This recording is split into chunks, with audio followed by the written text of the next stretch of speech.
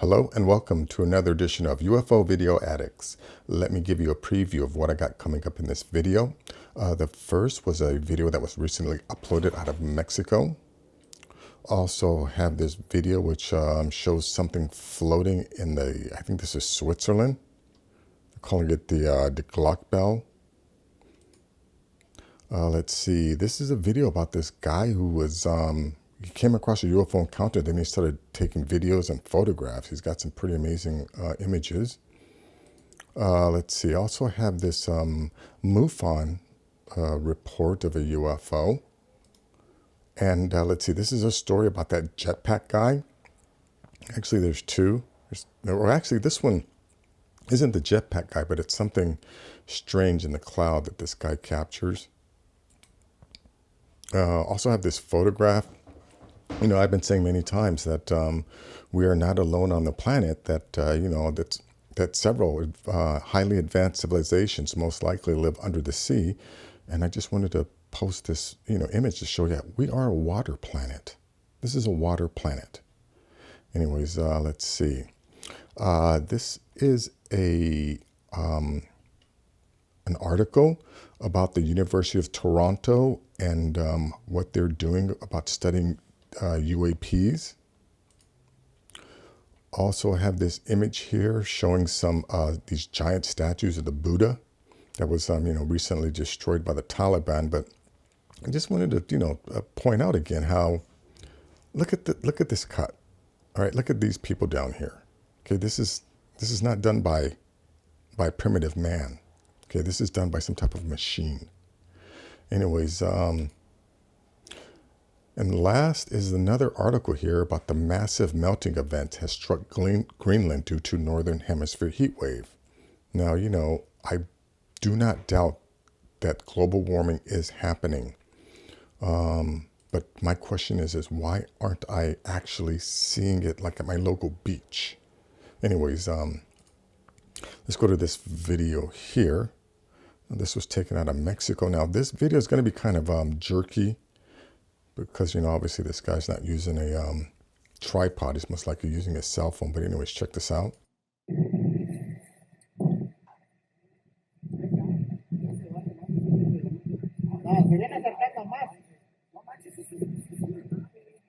Sí, sí, es una nave. A huevo hay que tomarnos el día.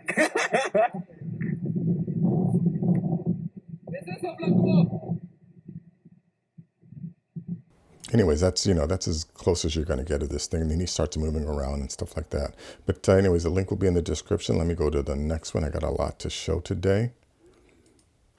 Oh yeah, so now this one is just a Swiss Army's flying vehicle like the Nazi Die Glock Bell spotted at Solothurn military base.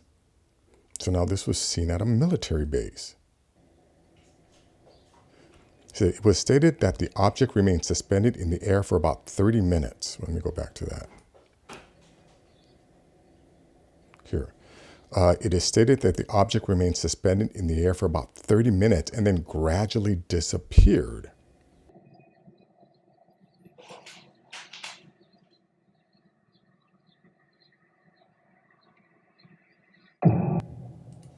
Anyways, that's here. Yeah, then this guy does an analysis of it. Anyways, but that's that video. Like I said, I got a lot to go through today. The link will be in the description. You want to check that out. Okay, now this is about this guy here who's taken some amazing photos of UFOs and videos. And, you got all these jackasses who go, oh, how come there aren't any clear photos? They're all out of focus. Well, because you dumb motherfuckers haven't seen this guy. Alien spacecraft which visit the Earth at will and can outwit our existing defense systems. Mention UFOs and the Ministry of Defense becomes exactly that, insisting that there are logical explanations for most sightings and that unidentified craft have never posed any threat to national security. The sightings reported to the MOD, only a fraction of the overall total, have varied dramatically over the past 40 years. But since 1991, there's been a threefold increase. Ufologists like Tony Dodd insist that the mystery is about to unfold. A former policeman working the Lancashire-Yorkshire border, Mr. Dodd had his first close encounter with a huge craft on a deserted country road in 1978. A number of other sightings followed. Now a full-time UFO investigator, Mr. Dodd makes some sensational claims. They've been coming here for a long time. They're watching what we're doing. We do know that they're appearing over nuclear facilities. Certainly they've been appearing over weapon sites. And they seem to be showing a great deal of interest in our nuclear capability. Not only are the aliens here, Mr. Dodd says they're hostile and are highly active in the North Atlantic and Arctic Circle. These things are amazing. I mean, I've got first-class information that these things actually can go down into the sea. They can come out of the sea. They're using water as a cover. And we've had an awful lot of NATO combined military activity going on up there at sea.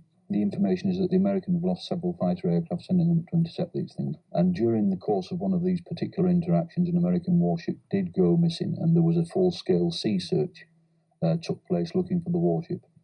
Again, yeah, you hear this guy's like talking about how often they see them over the sea, but again, it doesn't dawn on him that they're coming in and out of the sea because that's most likely where they live, as opposed to, you know, jumping to the conclusion that they're visiting, that they're coming millions of miles away and then just hiding in our oceans, I guess, right? Anyways, check out that link. Let's see. This is a video that was uploaded to MUFON. This is in Taxco, Mexico, I think it is. Let's check out this video. Well, yeah, now with this video, this is being shot in the infrared too. Like right now, this is an infrared shot. Now watch, he's going to turn off the infrared and that light in the mountain's going to disappear.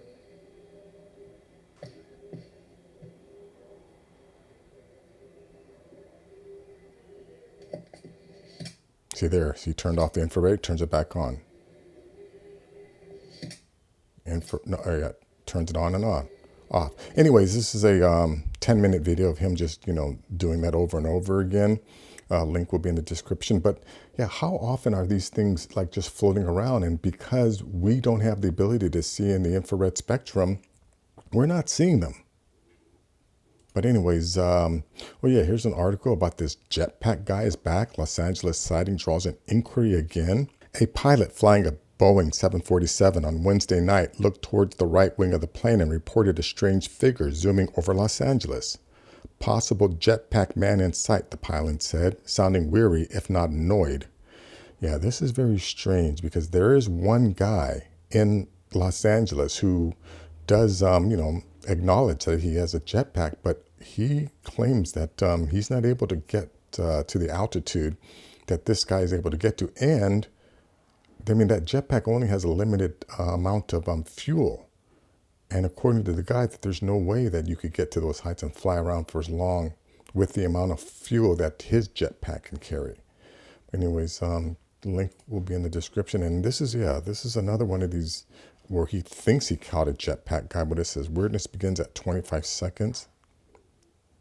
Check this out. Let me just jump here to the 25-second mark. Here we go. Yeah, right there. You see that thing? Let me go full screen. I mean, that doesn't look like a jetpack guy, but there is some strangeness. And I don't know if this is something up here that he's talking about. Yeah, but there's definitely something here. Top right, right here by this cloud. I hope you can see my cursor around it. But anyways, yeah, very strange, very strange. Let me go on to this next video here. Oh yeah, actually this is just a photo following on from the recent Tic Tac post. This is an image of Earth at 15 degrees to 145 degrees or Point Nemo, the center of the Pacific Ocean and the furthest place from any landmass. It just emphasizes how much there is on this planet and how much there is yet to be explored. Now, according to the most recent Google or Wikipedia submission, we have only explored 5 to 6% of the ocean floor. 5 to 6% of the ocean floor. That's it. So, 95, 94%, we don't know what's going on out there. And I think, most likely that's it's meant to be that way. Because at this point, after all of these videos that I've made, all these different articles that I've read and come across, I've come to the conclusion that there has to be people within our government that is in contact with, with these, our neighbors. And I also believe that, throughout our entire history, that there has been some contact with people that were our supposed leaders and the inhabitants, or our neighbors, the inhabitants of the oceans. But anyways, link to this will be in the description if it's still there, because this says, sorry, this post hasn't been removed by the moderator. Anyways, let's go to this PDF file here. This is the SCU review. Let me go make this a little bigger so I can read what this says. The University of Toronto is working with SCU to supply students who will help with various SCU projects. This is an excellent opportunity and there is no cost to SCU.